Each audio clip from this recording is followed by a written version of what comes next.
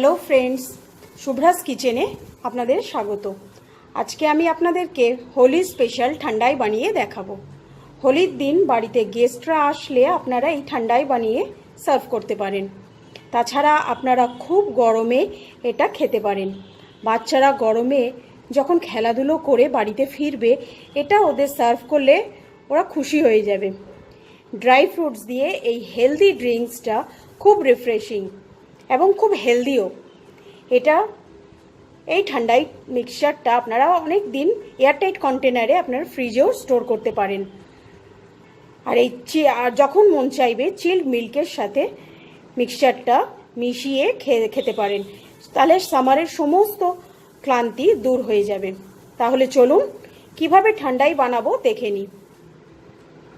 ঠান্ডাইটা বানানোর জন্য আমি এখানে আমন্ড নিয়েছি 10-12টা, কাজুও নিয়েছি 10-12টা, কিশমিশ নিয়েছি কিছুটা, চারমগজ, গোলমরিচ, পোস্ত, মৌরি, পেস্তা, আর এখানে আমি নিয়েছি একটা ছোট্ট দারচিনি, 7-8টা মতো এলাচ, গ্রিন কার্ডামম, আর একটা জায়ফলকে ভেঙে নিয়ে ছোট্ট একটা টুকরো নিয়েছি। এই সবগুলো উপকরণকে আমি এবার জলে ভিজিয়ে রাখবো। আমি একটা বড় কন্টেনার নিয়েছি, নিয়ে সবগুলো একসাথে দিয়ে দেবো। প্রথমে আমন্ড দিলাম, কাজু, কিশমিশ,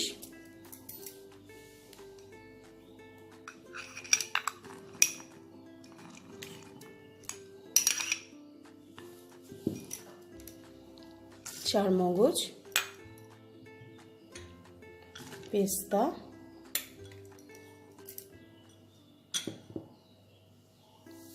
পোস্ত, মৌরি, আর এখানে গোটা মশলাগুলো, আর এখানে আমার ব্ল্যাক পেপার। এই সবগুলোকে এখন জলে ভিজিয়ে রাখবো 5 থেকে 6 ঘন্টা।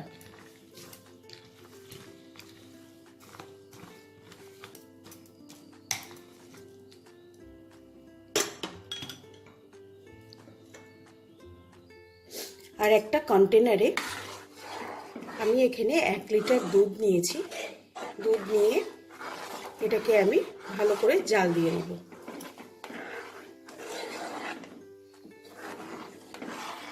দুধটা ফোটা অবধি আমি ওয়েট করব।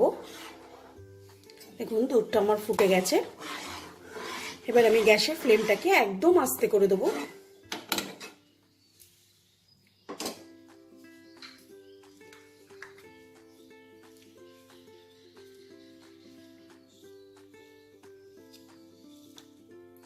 এখানে আমি 1 চিমটে মতো একটু কেশর দুধে মিশিয়ে নেব। এটা অপশনাল, অনেকেরই কেশর ভালো লাগে না, বা অনেক সময় আমাদের ঘরেও থাকে না, তো আপনাদের থাকলে আপনারা দেবেন। এতে কালার আর স্মেল দুটোই খুব ভালো আসে। আর এখানে 1 কাপ মতো আমি চিনি নিয়েছি, এই চিনিটাকেও মিশিয়ে নেব। মিষ্টিটা আপনারা কে কিরকম খাবেন তার উপর নির্ভর করবে।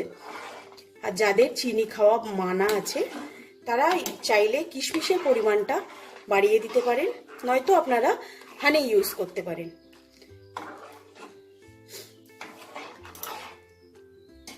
চিনিটা আমার পুরো গুলে গেছে। এবার আমি গ্যাসের ফ্লেমটাকে অফ করে দিয়ে এই দুধটাকে আমি রুম টেম্পারেচারে নিয়ে আসব।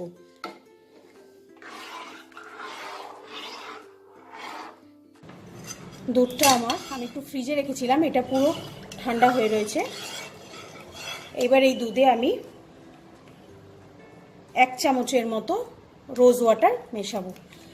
এর মধ্যে আপনারা রোজ এসেন্সও মেশাতে পারেন, নয়তো গোলাপের পাপড়ি, যার যেটা সুবিধা মনে হবে সে সেটা মেশাবেন। আপাতত আমার কাছে রোজ এসেন্সটা নেই, তাই আমি রোজ ওয়াটারটা মেশালাম।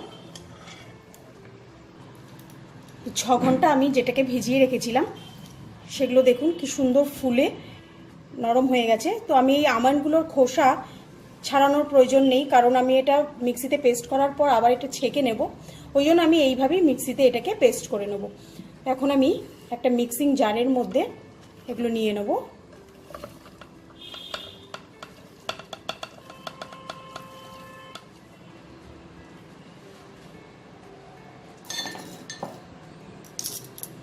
এর মধ্যে আমি একটু জল মিশিয়ে একটা ঘন ব্যাটার তৈরি করে নেব।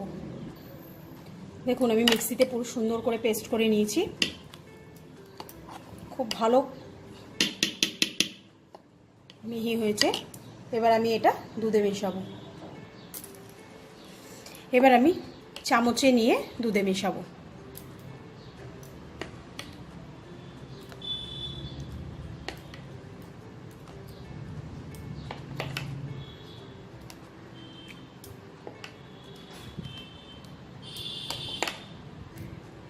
সিক্স টেবিল স্পুন মতো আমি দিলাম, দিয়ে আমি এটাকে ভালো করে দুধের সাথে গুলে নেব। এই সময় আপনারা একটু টেস্ট করে দেখবেন, যদি খুব ফিকা ফিকা মনে হয় বা পানসা পানসা মনে হয় তখন আপনারা আর একটু এটা মিশিয়ে নিতে পারেন। এটা মেশানো হয়ে গেছে আমার। এবার আমি এটাকে ছেঁকে নেব। আমি একটা বড় বোলের মধ্যে একটা ছাঁকনি রেখেছি, এবার এই দুধটাকে ছেঁকে নেব। কোনো কিছু দানা টানা থেকে গেলে সেটা একটা ছাঁকনিতেই থেকে যাবে।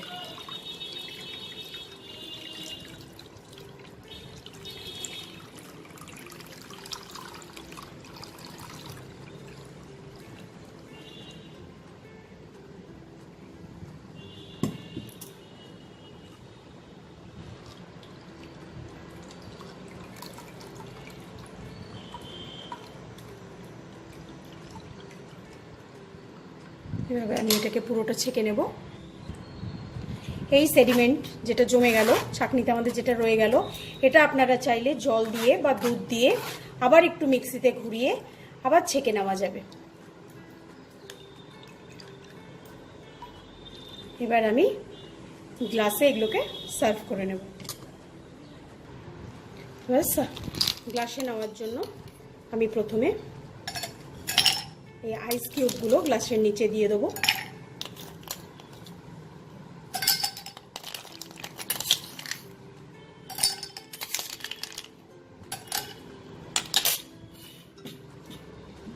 তারপর আমি একটু ওপর থেকে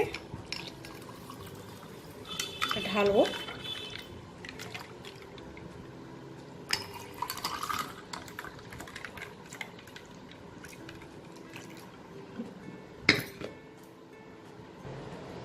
এবার ওপর থেকে আমি একটু পিস্তা বাদাম কুচি,